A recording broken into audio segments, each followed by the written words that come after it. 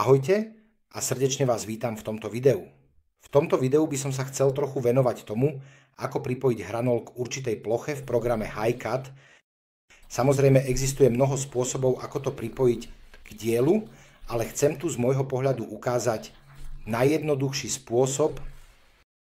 Preto jednoducho vstúpim sem do tejto oblasti a mám tu možnosť pripojiť to k ploche. Keď spustím príkaz, vidím rôzne možnosti a môžem ako obvykle zadať čelovú stranu alebo pravým tlačidlom myši dlhšiu stranu plechu. V tomto prípade najjednoduchšie vyberiem čelné stranu a kliknem na ňu. V nasledujúcom 25 kroku sa ma pýtajú, na ktorej ploche by som mal tento diel pripojiť.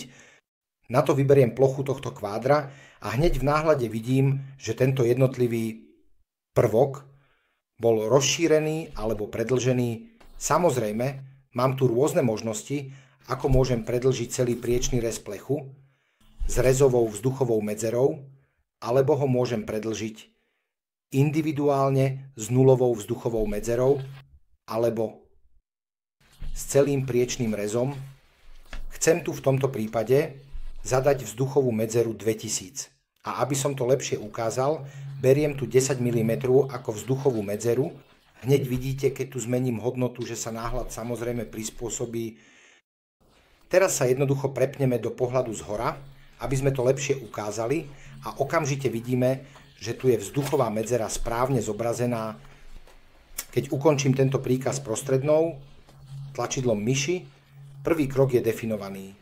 Ako USEND mohol by som tu v tomto prípade ďalej povedať, že chcem predĺžiť tento priečný rez alebo túto zadnú hranu až k tejto ploche a v tomto prípade nechcem mať žiadnu vzduchovú medzeru, zmením tu alebo preberiem túto hodnotu prostrednou tlačidlom myši a týmto spôsobom som prispôsobil svoj hranol tomuto priečnemu rezu. Keď sa na to pozriem zhora, samozrejme vidím, že tento plech bol tu zobrazený alebo pripojený a v tomto prípade aj tu. Dôležité je, že plechy, ktoré boli tu pripojené, boli pripojené tak, aby sa mohli dokončiť alebo vyrobiť. K tomu by som tu chcel tento kváder jednoducho skryť pravým tlačidlom myši, aby som to mohol ukázať na tejto hrane. Vidíme tu, že v podstate, tak ako by to robil aj laser, sú hodnoty tu presne pripojené, takže môžem relatívne jednoducho vytvoriť tieto plechy tak, ako budú následne vyrobené. Na to mám tiež ďalšiu možnosťou, ako vytvoriť rozvinutie tohto plechu pravým tlačidlom myši 2001. To znamená, že si tu môžem vybrať hranu a s rôznymi možnosťami, ktoré si tu môžem nastaviť, mám hneď pripravené aj rozvinutie. Chcem tu vytvoriť túto rozvinutú plochu a túto rozvinutú plochu môžem okamžite odoslať ako DXF na svoj stroj 2001 IT